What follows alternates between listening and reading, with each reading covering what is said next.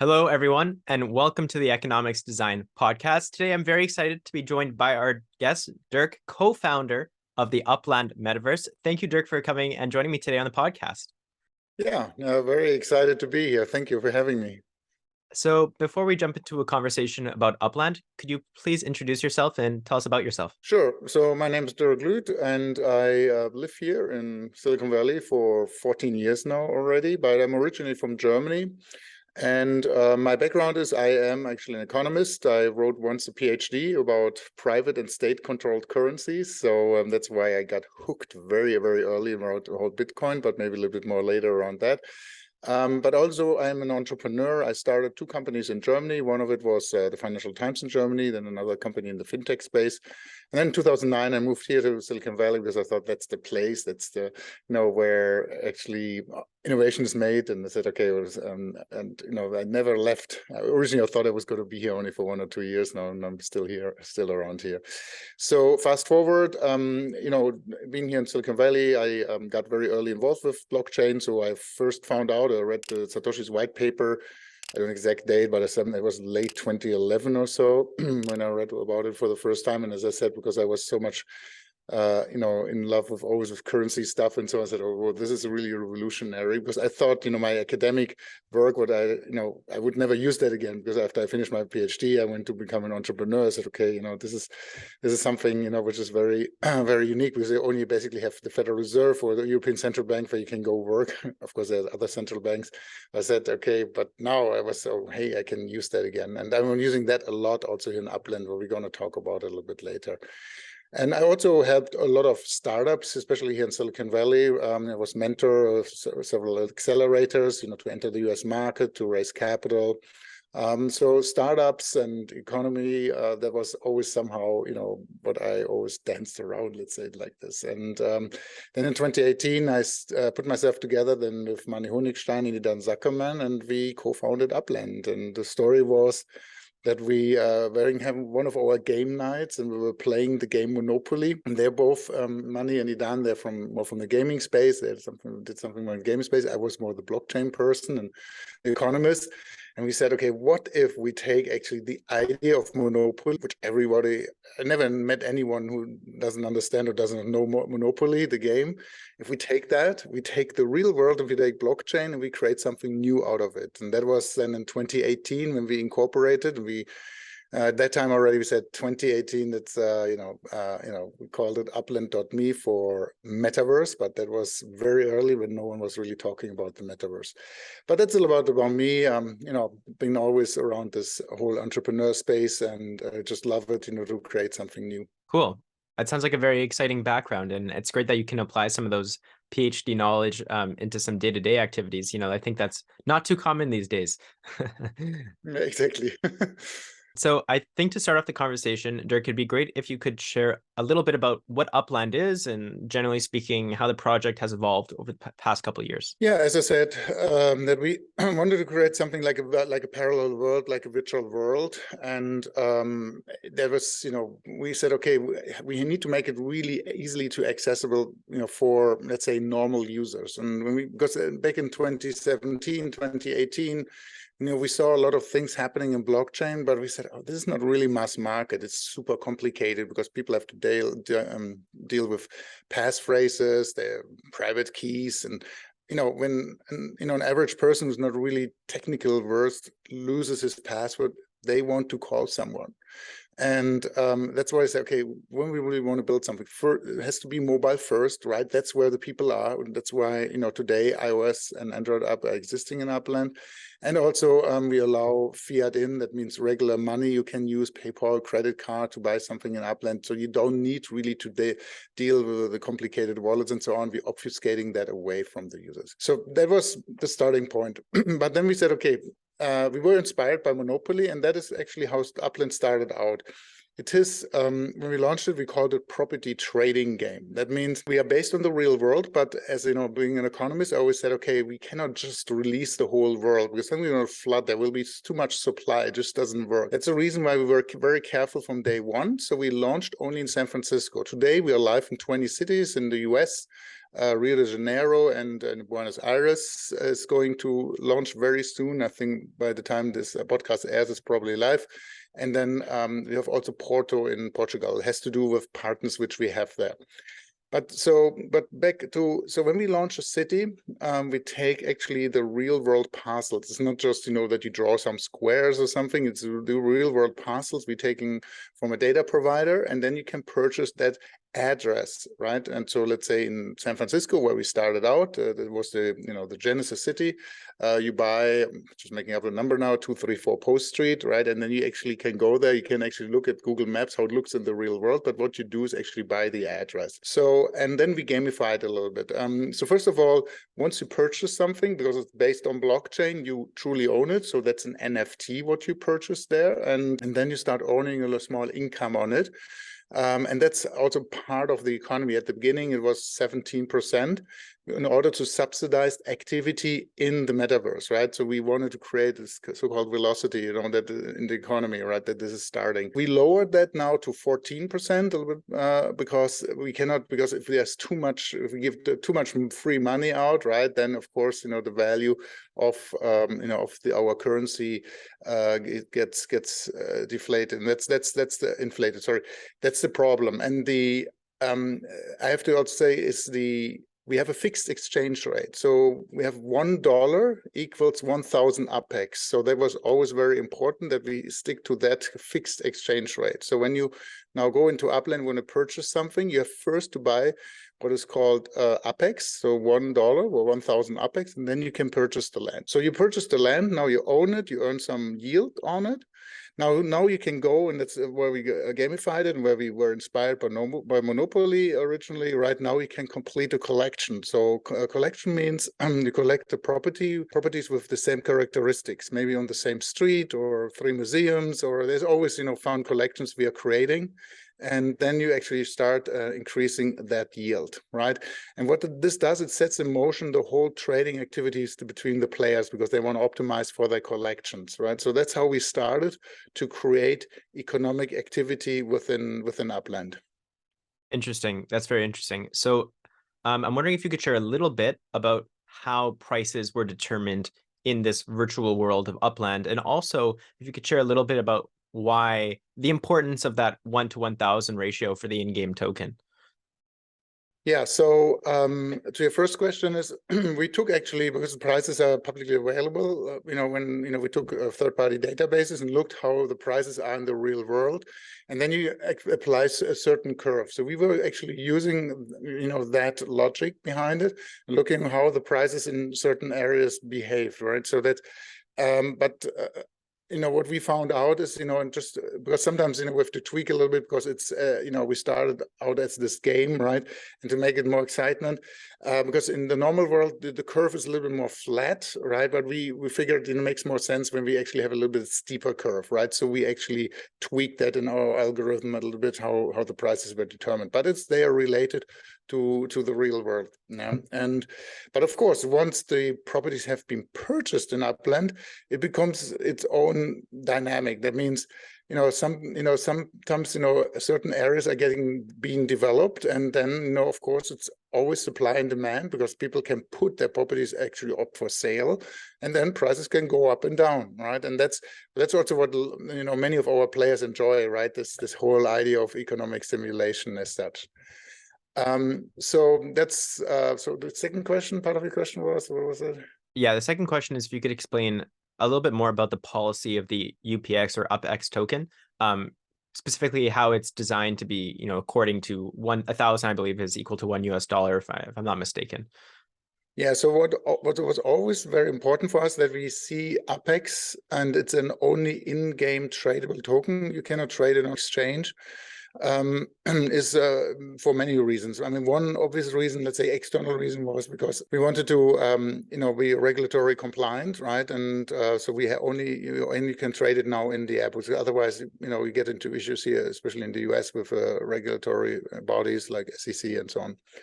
So that was only tradable in the app. Also because we wanted to have iOS and Android app, right? Because it would be tradable. Then I think Apple and so on, they would not allow it, right? So that was one part of the whole thinking. Why did we choose a fixed exchange rate? Is also because we wanted the users to understand that the value, what they're doing, is more in the sense of the properties they're trading, and later, now today they can trade cars and many other things in Upland, right? But if that currency would be fluctuating, then they would not understand it, because then the price would go up, and then you cannot, it's very hard to judge, right? Is that now the property which has decreased or increased in value, or is it more the currency and so on?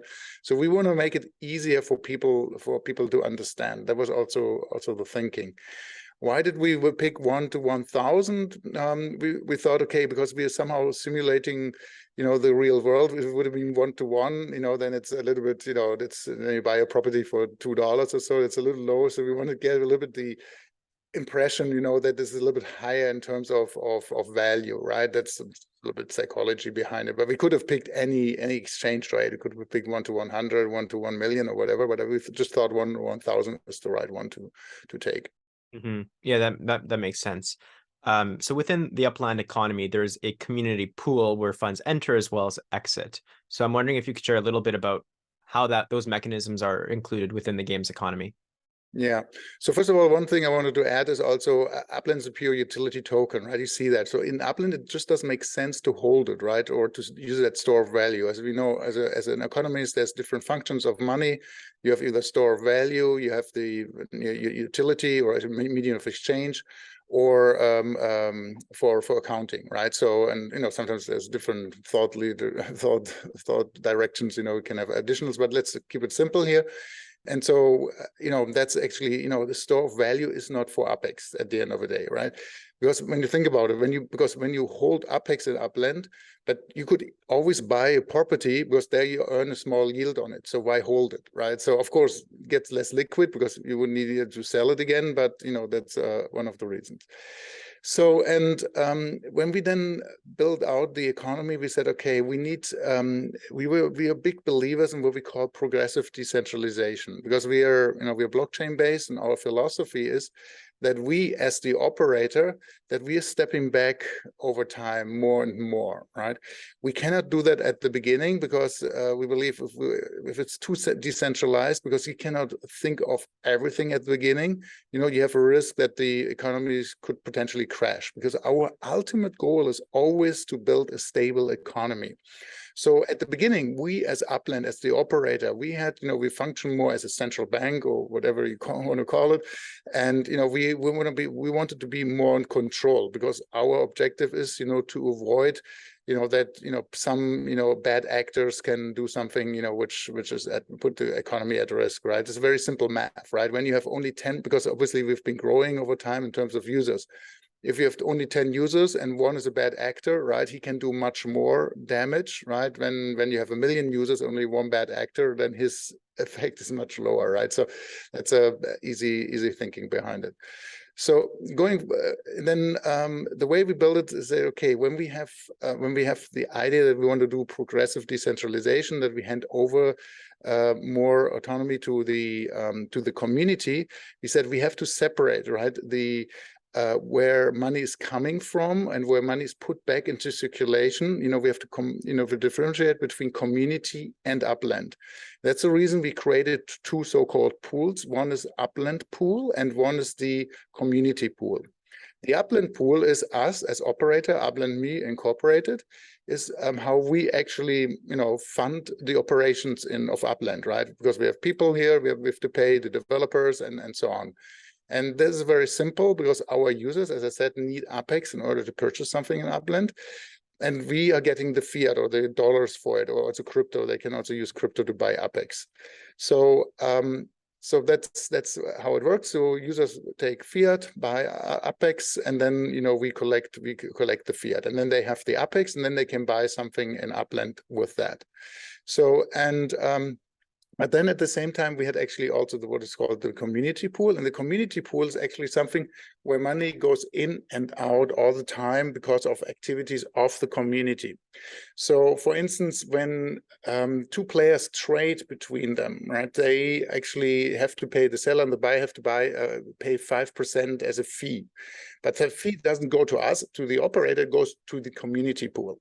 Yeah, so that money goes back in. But at the same time, this community pool is used to pay out the yield to the players. Or we have a lot of, activities, competitions where people can win Apex and so on, right? That's then also taken out of the community pool. So our idea is really that this community pool gets gets all the gets all the activity.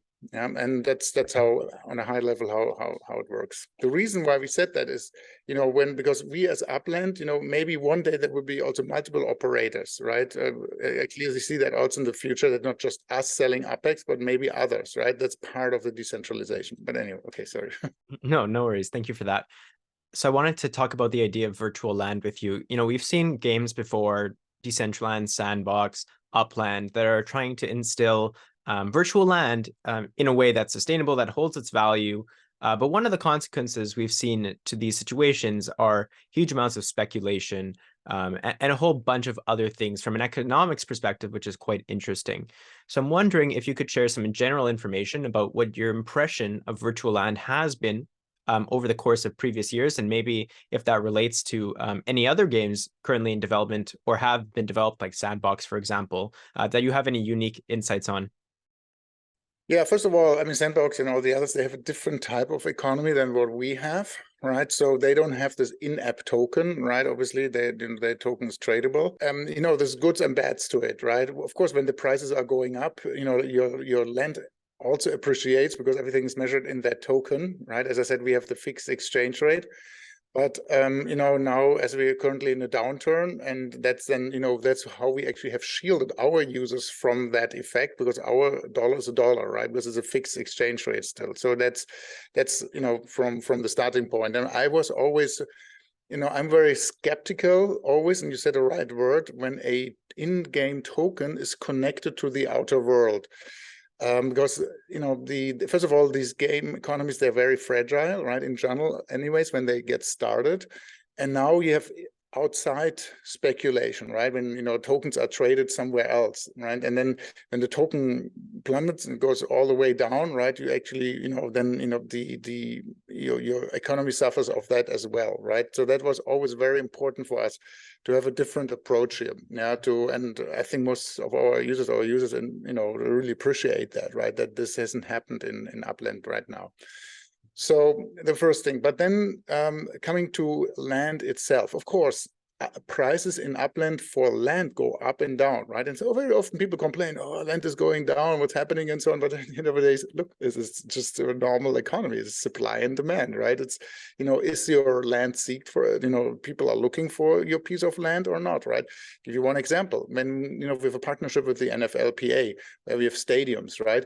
Around the stadiums, land is really expensive. Because why is that expensive? Because people can put shops there and sell, digital fan items to other players, because it's logic. People go to the stadium to do something, because we have some other gamification elements there, and then they see the shops. It's very much like in real life, right? Why is Fifth Avenue so expensive? Because people just go there because the shops are there. And that is what is so interesting with the metaverse, is that we are really building this new nation state here. And when you think about it from an economist perspective, and I know there's different school of thoughts, but I'm just taking the classical theory here, there's a 4 factors of production. Yeah, and that's why people always say, why do you even need to sell land in Upland or in the metaverse in general? Yeah. So when you think about those 4 factors of production, the first one is actually the land. Yeah, which is land, or it can be also the resources and so on, right, where people are. So that's what you need. But you need to have that land because also in the real world, people want to build something on that land, right? So the first factor is land. The second factor is then the, let's say, entrepreneurs, right? So they come up with ideas what they want to build on top of it. Then the third factor is then the capital. That's because you need machines to do something, right? And the fourth factor is then, of course, the labor. And exactly the same here in the metaverse, right? First, you need to have the land. Then you build something on top of it. That's exactly what we have also. We have manufacturing plants for cars now in Upland and so on, but you need to have the land for that. Right, and then you have maybe labor. I mean, we substitute that in a different way right now with what we call Spark, but it's a different logic behind it. But we replace labor in the metaverse as well, right? And then of course you need the capital for people who are producing that, to have the machines and so on in quotation marks, right? Of course you have some metaphors here, but it's exactly the same. We're building a nation state which follows exactly the same economic rules what you have in the real world. And now to your questions or speculations. When you think about it, also where do we have comparison? I mean, the last time, America was discovered, right? Of course, lots of people bought land and there was also speculation. People could go there first, who was there first and could get it really cheap, right? And there was also lots of speculation. I think in each economic system, when you build it up at the beginning, you need to have speculators, because they are very interesting, because you don't have a lot what you can put on. You can only trade at the beginning the properties, right? There's no other economic activity, no other goods yet what you can trade. But at the beginning, it's the speculators, right? They trade it, but they start to creating the excitement because they have an interest that more people are coming in, so they can trade more. But the more people are coming in, then it's a logic that the speculation will decrease, and now economic activity starts to increase. And that's very much what we have in Upland. So we have in Upland what is called METAVERSE. So people can run and operate their own, they become entrepreneurs, right? And they can run and operate their own shops in Upland and sell digital goods to others. They're not speculating. They're creating additional value, very much like in the real world when you have your shop around the corner and you sell maybe groceries or what have you. Yeah. So I'd like to ask you a question about virtual economies and this hot term metaverse. We haven't seen a grand scale metaverse exist. There's no current thing such as the metaverse at least by my standard. I'm wondering what your perspective on a potential metaverse might be. I know you talked about value creation within the Upland game, such as people building their own businesses. I'm wondering if you have any insights on what it might take for people to really have a mass scale virtual economy in a way that's sustainable. I'm wondering if you even think it's possible at all. I think it will. Yes, first of all, yes, it will be possible. But the problems are only people, when Mark Zuckerberg, when he announced the metaverse, right, like 50 months ago or something, then everyone saw, this 3D world, and then the expectations were so high. Oh, we need to have that right away, and everything is there. But the metaverse is just getting started, right? And just thinking about the internet, right? I mean, when it became, for the first time, a little bit more consumer friendly was the early 90s with the Mosaic browser, which became Netscape browser. And it took, 10, 15 years to develop, right? I think the metaverse will develop probably a little bit faster because we have much more technology in our hands these days.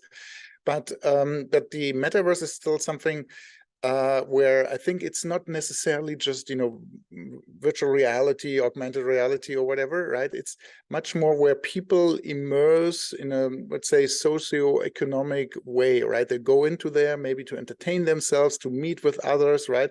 Or they go there eventually to make some money. And that is something which is what the metaverse is. But probably it's going to look a little bit different in 10 years than what everyone is expecting. Mm-hmm.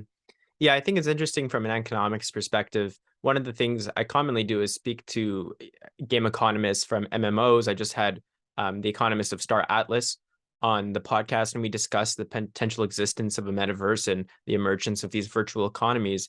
And it's definitely an interesting topic and something that I think will also continue to grow over the next 10, 15 years, as you had mentioned. But it's a difficult thing to see how it'll emerge.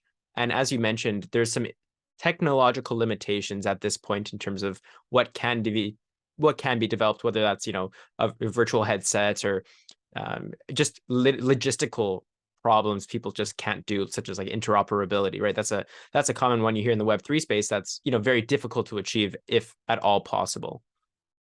Yeah, so to that I have to say, first of all, wearing here the you can see also my background, the Upland hat is is really interoperability. I mean, what differentiates us in Web3 metaverse from maybe the traditional metaverse? You can still, argue, are they really metaverse or are they more games when they're closed? But the idea of, for instance, Web3 metaverse is really that we want to drive this interoperability and the user-centric approach and the asset ownership right much further.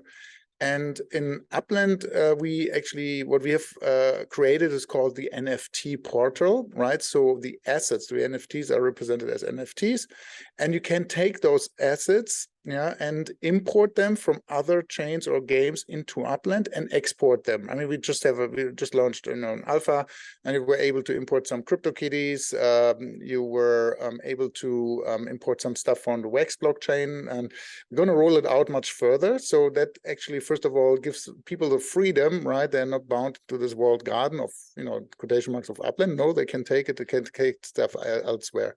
The challenge is, of course, when you want to bring your digital goods now to another world, like Sandbox or whatever, then you have to also follow, the design guidelines. It has to look different because a car in Upland looks different than a car would look like in Sandbox.